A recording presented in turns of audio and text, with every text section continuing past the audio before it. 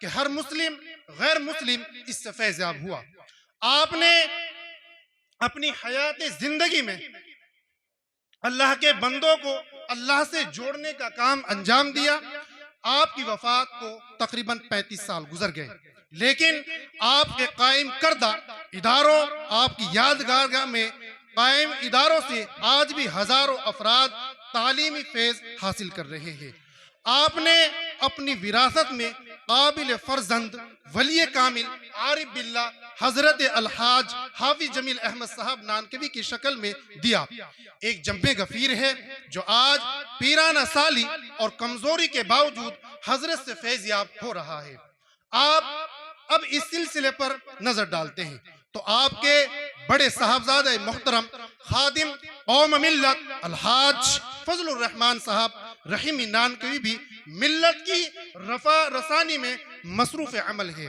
حضرت مولانا مفتی عطاء الرحمان جمیل قاسمی صاحب نبیرائے حضرت نانکوی جیسا صالح نوجوان آپ کی نظروں کے سامنے ہے۔ عظیم ملی تنظیم جمعیت علماء ہند سے لے کر طلبہ و طالبی کی دینی و عصری علوم کی خدمت میں مصروف عمل ہے۔ آخر میں مفتی صاحب کے لیے ایک شعر کہتا ہوں اور اپنی جگہ لیتا ہوں۔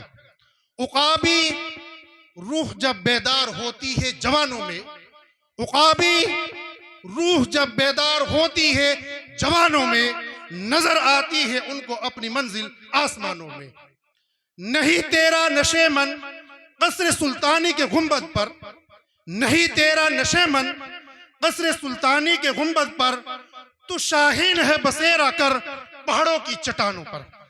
میں چند اشعار پڑھتا ہوں، چونکہ اللہ والے موجود ہیں، میں حضرت مفتی صاحب سے عذر خواہ ہوں کہ بہت ہی مختصر ہیں، انشاءاللہ میں کرتا ہوں۔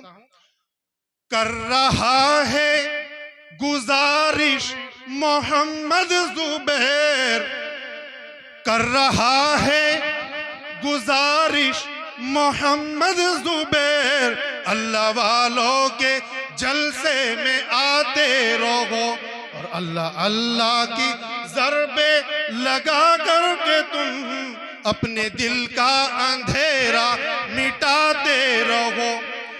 سب کو اپنا بنائے ہوئے ہیں، پیار دل میں جگائے ہوئے ہیں، عاشق مصطفیٰ سب یہاں پر بزم آقا سجائے ہوئے ہیں، سنت مصطفیٰ سے جگہ میں ہم مقدر بنائے ہوئے ہیں، ظالموں کو مٹانے کی خاطر شمع ایمان جلائے ہوئے ہیں، سچ داہی ہے جو راہ حق میں دین کو وہ بچائے ہوئے ہیں، جو بھی جلسے میں شامل ہوئے ہیں دل سے دل ملائے ہوئے ہیں۔ تم اٹھاؤ جہاں تک نگاہ ہے، تم اٹھاؤ جہاں تک نگاہ ہے، اللہ والے ہی آئے ہوئے ہیں، اللہ والے ہی آئے ہوئے ہیں۔ جزاک اللہ، بہت بہت